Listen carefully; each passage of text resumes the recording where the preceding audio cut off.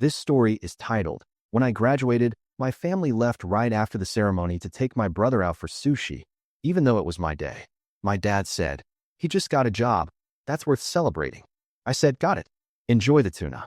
2 years later, I made a move that left them gasping in court. Now they're texting, please, you don't have to do this. Hey Reddit, buckle up, because this one's been simmering for a while. So picture this, it's graduation day. I'm standing there in a sweaty polyester gown, holding a degree nobody thought I'd actually finish, feeling like maybe, just maybe, today would be different. Spoiler, it wasn't. I should have known better. I'm Salvador, 25M now, 23M then. My family. A circus of dysfunction. Let's start with the ringleader, my dad, Banks, 58M, who thinks parenting means military discipline and unsolicited life lectures that start at 4 a.m. His greatest hits include, your problem is you think you matter, and I don't believe in depression, just laziness. Inspirational stuff. Then there's my mom, Irene, 56F. Her main role is emotional wallpaper. She'll whisper, that's enough, like she's swatting a fly, then immediately go back to pretending her son isn't being psychologically curb-stomped. Queen of passive participation. My younger brother, Alan, 22M, is the human equivalent of a golden retriever on Red Bull. Except somehow, he's the golden child. Failed 2 semesters of community college. He's finding himself. Got hired to stock shelves at a tech store. He's going places. I graduate with honors. Cool. Hey, Alan just got a job. Let's take him for sushi. Yeah, that happened. Graduation day, my entire family came, clapped politely, and then, I kid you not, left right after the ceremony. I'm standing there scanning the crowd like a lost kid at Target. I texted, where'd you guys go?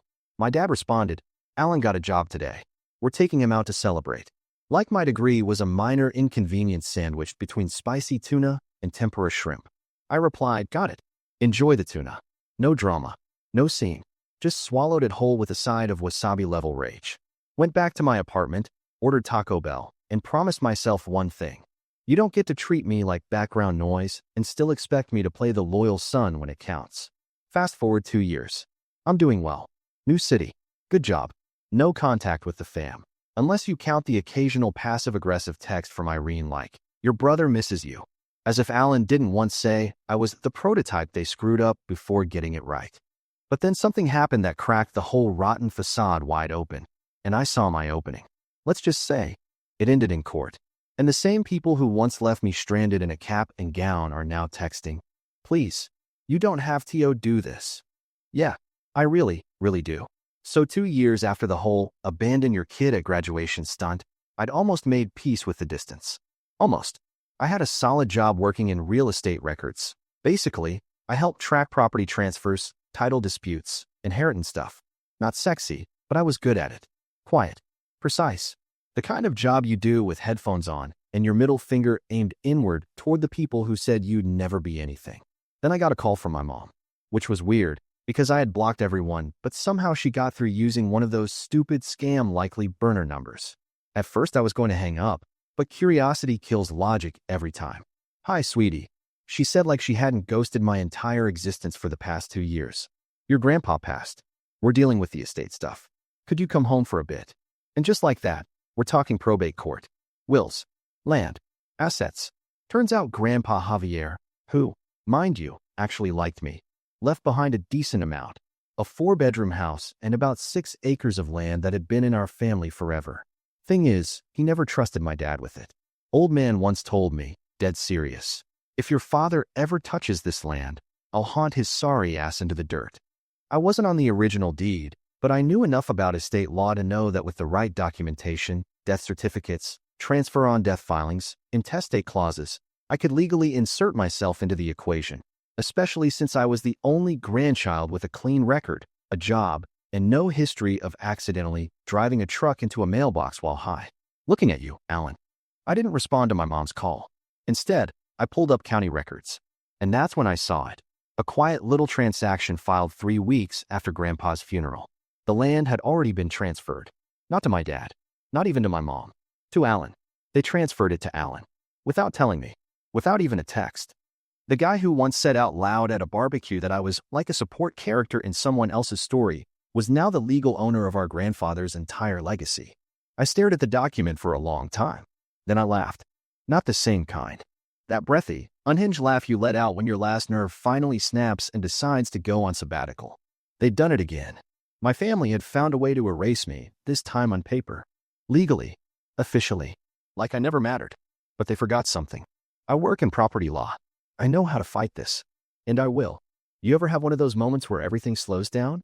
Not like in a cool action movie way, more like the world tilts just enough for gravity to feel optional. That was me, staring at the transfer documents for my grandfather's land. Seeing Alan's name in bold next to title owner felt like watching someone scrawl worthless across my face in permanent marker.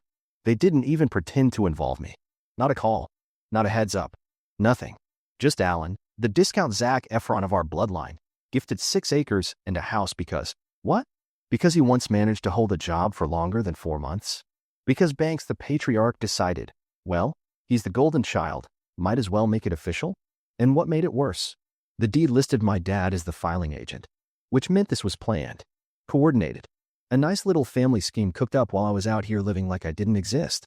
I sat there in my apartment, tiny, quiet, filled with secondhand furniture and not a single family photo, and thought, what's the point? Why even bother being the better man if the only reward is being left out of your own damn bloodline? I almost didn't do anything. Just sat with that numbness for a week. Went to work. Filed other people's title claims. Helped other families not screw each other over. The irony wasn't lost on me. Then, because the universe has a sense of humor, I got an email. Subject line, family barbecue. This Sunday. Hope you can make it. Smiley face. From my mom. Group email. Everyone CC'd. Alan. Dad. A couple cousins. The tagline? We'll be celebrating Alan's exciting new chapter as a homeowner. So proud of our boy. There was even a photo attached, Alan standing in front of Grandpa's house, holding up the keys like a damn real estate ad. Banks standing beside him, smug as a bloated toad. My mom beaming like someone just gave birth to Alexis. That was the moment something inside me shifted. The numbness didn't melt away. It calcified. They wanted to act like I didn't exist? Fine. Let's play that game. But this time, I'd be the one writing the rules. Because what they didn't know is that Grandpa Javier left behind 2 wills. And the second one? That one named me. So yeah, Grandpa Javier left behind 2 wills. The first was your typical dusty document filed in the county database, signed a few years before his health really started to go downhill. That one split everything equally among direct descendants, which my dad, of course, interpreted as me first. Everyone else can suck it. But the second one? That one wasn't on file. It was in my inbox. Let me back up. I'd kept in touch with Grandpa the last year of his life, not that anyone knew. He used to email me late at night, mostly chain letters, questionable memes, and stories about how Banks was a loud idiot who peaked in '87. But there was one email that stood out. It came 2 weeks before he passed. Subject line, if you're getting this, I'm dead. Congrats. Inside was a scanned PDF, complete with his shaky signature, and the line that changed everything. I, Javier Morales, being of sound mind and tired of my idiot son's entitlement, leave the property and land at 401 Silver Pine Road to my grandson Salvador Morales. Because he actually gives a damn. It was witnessed. It was dated after the one on file. It was real. Now here's where things get spicy. They never submitted this will.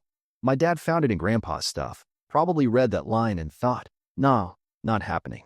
So they pretended it didn't exist. Filed the old one. Shifted the assets quietly. Bet on me staying silent. Bad bet. Because now I had a document they didn't know I had. A legally binding, more recent will. And I worked in real estate law, which meant I knew exactly what to do. Step 1. Get it verified. Took it to a lawyer I trusted from work, asked for confidentiality. He took one look at it and whistled. This one's enforceable. If they transferred the property knowing this will existed, that's fraud. You want to burn them? No, I said. I want them to choke on the smoke. Step 2. Dig deeper.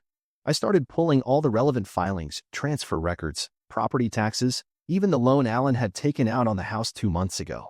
Yep, the idiot used Grandpa's land as collateral for a remodel loan, on land that legally might not even be his. Step 3. Assemble the receipts. Every email, every text, every moment they pretended I didn't exist. I even found a message from my mom saying, don't worry about Salvador. He'll be fine. He always lands on his feet. Right. Like a stray cat you can kick off the porch and forget about. I created a neat little file called Exhibit A, Family Betrayal, and emailed it to my lawyer. Told him I wanted to challenge the will publicly, not just overturn the transfer. I wanted a court date, witnesses, Paper trails. I wanted the entire family to find out about the second will at the same time in court, with my name in bold on the top of the page. They thought they wrote me out of history. Time to make a little history of my own. There's a moment, right before you decide to burn the bridge, where your brain tries to run one last guilt check. Mine sounded like my mom's voice, soft and teary. This isn't you, Sal. You're better than this. Spoiler, she was wrong. I wasn't better. I was done.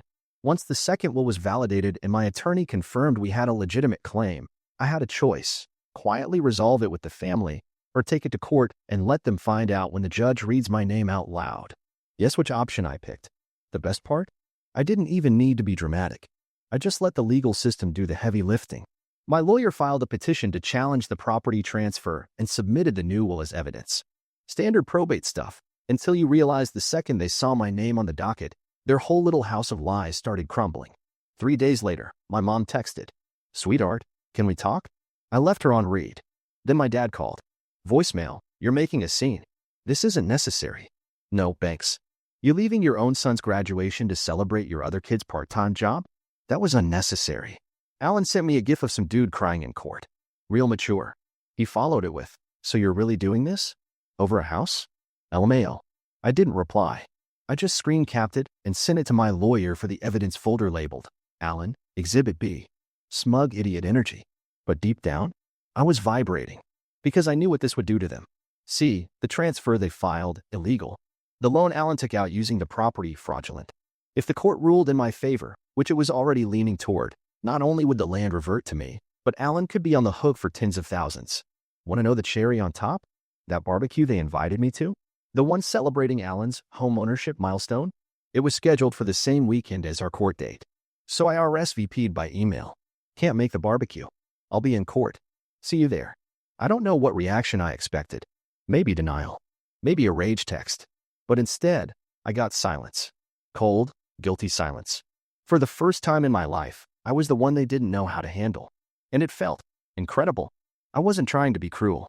I wasn't doing this out of spite. I was doing it to remind them, you can only throw someone away so many times before they stop crawling back.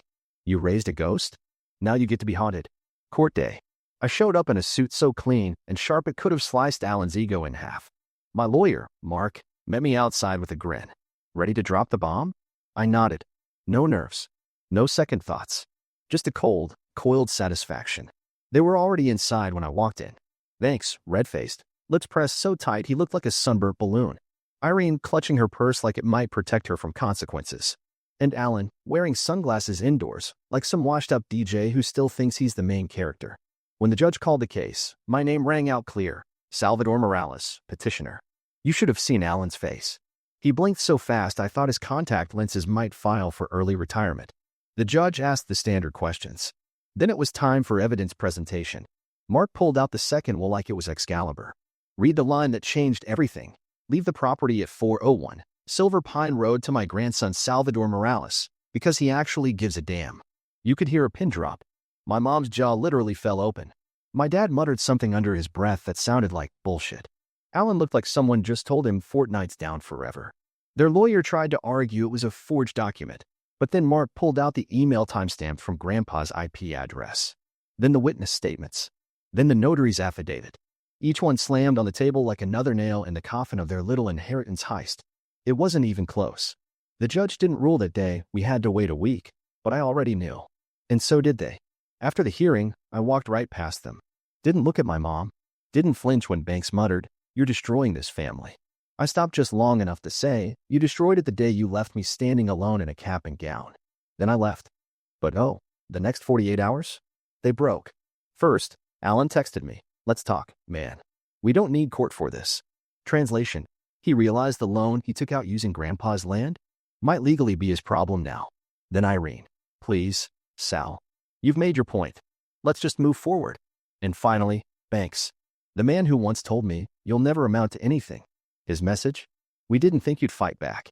Please, don't do this." That's the thing, isn't it? They didn't think I'd fight back. Because they never saw me as someone worth fearing. Guess what? They do now. So the judge ruled. 1 week later, I got the official order. The second will was deemed valid. The transfer of the property to Alan? Nullified. The land and house were mine, legally, officially, permanently. When the verdict dropped, I didn't text anyone. I didn't gloat. I just forwarded the court order PDF to my dad, Alan, and Irene with one line. Enjoy the barbecue. I'll be taking possession Monday. And oh, the dominoes fell. Apparently, Alan hadn't told his bank the full story when he used Grandpa's land as collateral. So when the court reversed the title, guess what? The loan he took out was now legally unsecured, which triggered a lovely little clause in his agreement. Full repayment due immediately. He called me in a panic. I let it ring. Next, I got an email from his bank requesting a formal property status clarification. Sent them the ruling. Not my circus, not my debt. Then came the family group chat explosion. Irene, Salvador, this is getting out of hand. Please don't let your brother lose everything over this. Banks, this isn't what your grandfather would have wanted. Oh, but it is. Literally. He wrote it down. Alan finally broke the silence with a gem. You don't even care about the land. You're just doing this to spite us. He's not wrong. That night, I posted one photo to Instagram. Me, standing on the porch of the house, holding the keys. No caption. Just location tagged. Home. The reactions? Instant. I got 3 texts from cousins I hadn't heard from in years, suddenly so proud of me. A passive-aggressive post from my mom. Family means forgiving even when it hurts. Sure, Irene. Real forgiving of you to delete me from the will in secret and throw a party like I was already in the ground. But it wasn't just digital chaos. The bank froze Alan's accounts. He had to sell his car to start making payments. My dad started getting phone calls from friends asking why the hell they weren't at the house anymore. I know because one of them, Rick from down the street, messaged me directly. Hey man, didn't know you were Javier's real heir. Good for you. As for Irene, she tried to show up at the property just to talk. I watched her through the security camera, standing at the front gate like a soap opera ghost in yoga pants, holding Tupperware. I didn't go outside. Didn't answer the buzzer. Just watched her leave it on the porch and walk away. It was chicken and rice. She knows it's my favorite. Too bad I'm not hungry for forgiveness. Not anymore. You'd think after losing the house, the land, and whatever microscopic dignity they had left in court, my family would finally tap out. But narcissists don't quit. They escalate. 2 days after the ruling, I started getting letters. Real, physical ones. Envelopes with my name on them, dropped in the mailbox like this was 1997 and guilt still worked on me. One from my mom, one from my dad, and one, shockingly, from Alan. I opened his first. Figured I could use the laugh. It started with bro. Always a good sign. Apparently, I was tearing the family apart over some dirt and needed to let this sh*t go before it poisons everything. The kicker? He wrote, be the bigger person. I looked up to you, man. Coming from the same guy who once called me a walking L in a Metallica shirt that one nearly made me choke on my coffee. My mom's letter was a masterclass in manipulative guilt. I cried when I saw you standing on that porch. I remembered little Sal, in his Batman pajamas, eating cereal on Grandpa's couch. She tried to spin this like a tragic misunderstanding, as if they hadn't erased me from the inheritance on purpose, and I had overreacted by checks notes, enforcing a legally binding will. Then came Banks. His letter wasn't manipulative. It was rage. Pure, bitter, impotent rage. You think you've won something? You got a piece of land and a house full of rot. Congrats. But don't forget who raised you. Who fed you. You're still my son, even if you act like an enemy. That was the first time in my life he called me his son without adding a backhanded insult immediately after. And it still felt like an insult. I didn't respond. Not to any of them. But I did send something back. One envelope. One piece of paper. A photocopy of the court order with a sticky note attached that just said, "This is what it looks like when someone you ignored learns how to matter." They haven't contacted me since. But I know they're not done. Alan's loan default is still hanging over his head. Banks has friends in the community who are very curious why the house that was supposedly his legacy now belongs to the estranged son he swore was a lost cause. And Irene? She's probably still driving by the house at night. Just close enough to see the porch light is still on. Still mine. And the best part? They don't know what I'm planning next. It's quiet now. Not peaceful. Not yet. But quiet in that eerie way right after a storm passes and all the debris is still hanging in the air. I haven't heard from my parents in weeks. No more calls. No letters. No texts. Just silence. Like they finally realized nothing they say will fix what they broke. But that's the thing, isn't it? They didn't want to fix it. They wanted to rewind it. Back to when I knew my place. Back to when I'd nod quietly while Alan got all the attention. When I'd smile through the insults. When I'd eat cold leftovers in the kitchen while they went out for sushi because he just got a job. Sal, what have you done lately? Well, Now I own the land they called their legacy. I filed to have Alan's illegal loan flagged for review, which could tank his credit for a decade. The house? Already being renovated. I hired a local crew, people who knew my grandpa. One of the guys walked in and said, "Javier would be proud, man." I almost cried in the bathroom after he left. But it's not just about the land anymore. It never really was. Last week, I went up to the attic for the first time. Dusty, hot, full of junk. I found boxes of my grandpa's things, old hats, notebooks, newspaper clippings. And in the back corner, a photo I hadn't seen in years. Me and Grandpa. Summer barbecue. I must have been 9. My shirt was stained with mustard, and he was laughing like the world didn't owe him a damn thing. There was a note on the back in his handwriting. "This one gets it. Don't let the others break him." That was the moment. Not the court win. Not the look on Alan's face. That was the moment I realized I'd already won, years before the judge banged the gavel. Because I didn't just survive them. I became someone they couldn't erase. Someone worth remembering. I still get sad sometimes. Lonely. I drive past happy families at diners and wonder what it's like to have a mom who roots for you or a dad who doesn't see you as a failed clone of himself. That ache doesn't go away. It just gets quieter. But now, I wake up in a house that smells like wood and coffee, not tension and quiet disappointment. I'm building a life in a place they thought I'd never be worthy of. And when I walk out onto the porch at night, I sometimes look up at the stars and say, "Hey, Grandpa, I made it." Then I smile, lock the door, and leave the porch light on, just in case someone ever shows up who actually gives a damn.